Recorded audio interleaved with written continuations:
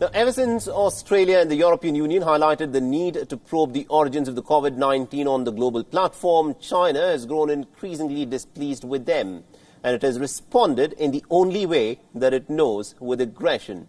The first, China stopped importing beef from Australia, which is Canberra's largest export to China.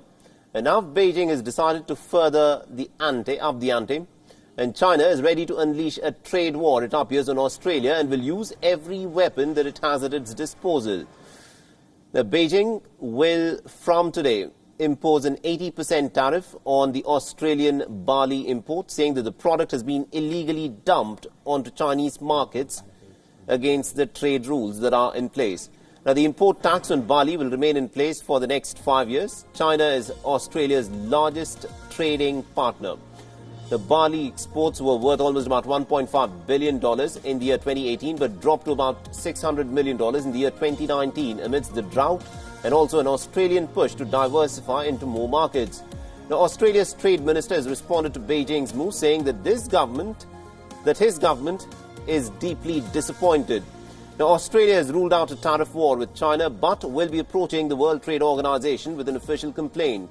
China's foreign ministry has said that the decision has nothing to do with Australia's diplomatic stance over the last few weeks, and any such link being drawn up is just a political interpretation.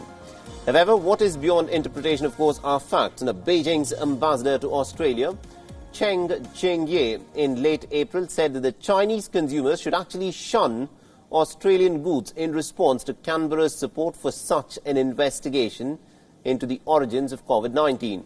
Now, the Australian Trade Minister further claimed that his Chinese counterpart did not even receive his call when he tried calling him. He also went on to say that the link between Australia's stand about the probe and also China's action is being drawn up all over the world. I can fully understand, given the very unhelpful remarks such as those made by Ambassador Cheng a few weeks ago, why it is that people would seek to draw links and why those questions have been asked, not just here in Australia, but in China and around the world. We've made a request for me to be able to have discussions with my Chinese counterpart. Now, that request has not been met, with the call being accommodated at this stage.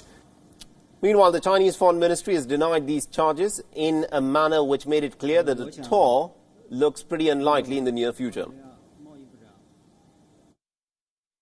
我想，如果澳大利亚贸易部长希望同中方联系的话，他应该通过正常的外交渠道去联系。 Now, the global sentiment at the moment is not in favor of China, and with its latest punitive economic actions, China risks alienating the global community even further.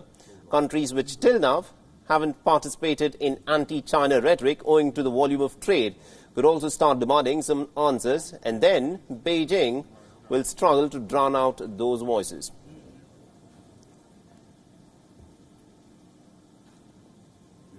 不同行业都会受到影响。党中央在研究，特别想到会随。